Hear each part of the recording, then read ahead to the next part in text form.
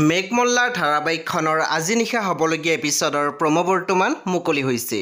আজিৰ প্ৰমোত বাৰু আমি কি দেখিবলৈ পাইছোঁ আহকচোন আমি অকণমান চাই লওঁ। আজিৰ প্ৰমৰ প্ৰথম ভাগত আমি দেখিবলৈ পাইছোঁ অভিমন্যুৱে গীতাঞ্জলীক কৈ আছিল, মই আপোনাক ৰিকুৱেষ্ট কৰিছোঁ, মই কৰা ভুলৰ শাস্তি আপুনি অৰুন্ধতীক নিদিব আণ্টি। তেতিয়া আমি দেখিবলৈ পাইছোঁ গীতাঞ্জলীয়ে মাত দিছিল, মই তোমাক ভালদৰে কৈ আছোঁ, মোৰ আগত এইবোৰ নাটক নেদেখুৱাবা।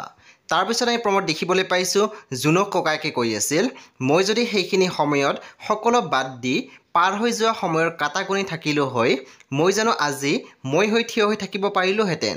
তেতিয়া আমি দেখিবলৈ পাইছোঁ জুনে মাত দিছিল, মোৰ জীৱনত পাৰ হৈ যোৱা সময়খিনি মোৰ কোনোবা আপোন মানুহে কাঢ়িছে ককা। বন্ধু বান্ধৱীসকল, আজি নিশা 9:30 বজাত ৰং টিভিত আহিবলগীয়া মেঘমল্লাৰ ধাৰাবাহিকখন খুবেই বেছি ইণ্টাৰেষ্টিং হ'বলৈ গৈ আছে। আপোনালোকে চাবলৈ একেবাৰে নাপাহৰিব। পৰৱৰ্তী আপডেটৰ বাবে আপোনালোকে আমাৰ চেনেলটো ছাবস্ক্ৰাইব কৰি কাষত থকা বেল আইকনো টিপি দিবলৈ একেবাৰে নাপাহৰিব।